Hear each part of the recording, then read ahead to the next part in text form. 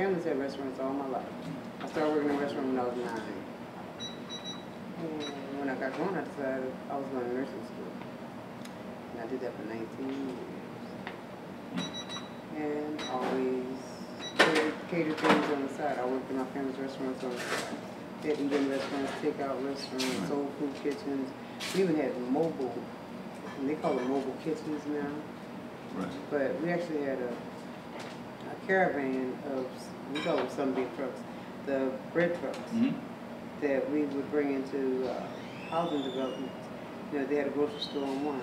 There was a whole restaurant on the other one. You know, there was an ice cream truck. There was a candy truck for the kids. I mean, it was just one thing after another. They had household goods, shower curtains, towels, and another truck had clothing. And we would drive this mall into the housing projects. I did anticipate that it was going to be a very, very destructive storm. To be honest with you, I watched it for days. I watched it with Florida, go back around the other side of Florida, and when it came back to the Gulf, just looking at it, I was mesmerized by it, to be honest with you.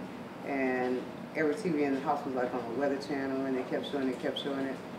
And I said, no, I'm not a mathematician or a statistician or anything like that, but I'm like, if you look at the size of the storm, and it's taking up most of the Gulf of Mexico, no matter which way it turns, to the left or to the right, everything that's surrounded is getting ready to get hit. Right. I could actually see the red roof caps of my house. Wow.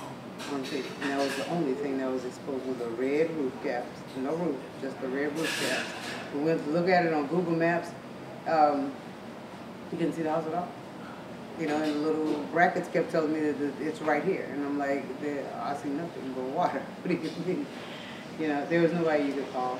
There was, you know, it was a hard time. We still have a hard time. How to come here, and there's no New Orleans food, there's no New Orleans music, there's no New Orleans party, there's no New Orleans sense of community. I understand that it rips at the very heart of you. Who are you? Because you don't fit into anything. Right. You know. Huh. You know, and we try to do some things. We try to bring people here, some bands that do like zydeco bands. We've had the Cajun French club over. We do second line bands and bands that play New Orleans jazz and things like that. And try and keep that going. I want to do festival. I have a name for it, and I want everybody to participate. But people here are different. They're very different. Right. And I would like to do it the way New Orleans do it. You know, to show people what Mardi Gras looks like, what a parade looks like. Even the parades where families get together, friends get together and said, okay, well, let's build us a float. Right? We're going to, you know, dress up with t-shirts on, and we're going to make the kids look like mouse with the eyeline. Doesn't really cost anything except just to decorate your float whatever way you want to do. And that's actually the biggest parade Mardi Gras Day. It's a parade of the people. It's not a crew. It's not a club. It's the longest, biggest parade that there is in Mardi Gras. People sit on their porch. They talk to each other. You know what I mean? You have a party. Pull out a barbecue grill in New Orleans. You got instant party. Instant party. Everybody's like, hey, hold on 1 minute. Don't put that fire out. I got some hot dogs over here. I'm going to cook that for my children. Keep that fire going. My pork chop's almost thawed out. Here? Very good. It's different. It's very, very different. You know, in the restaurant, I meet some nice people. You know, they care for our kids. They care for us. My children work in here. They work at the po' boy shop. They're just kind of surrounded by people that, you know, that like them for who they are. Even if it is just in this controlled setting. I can't do anything for what San Antonio will do to you as a whole. But here, you know, they get to laugh and talk and play with people like they're at home. Okay.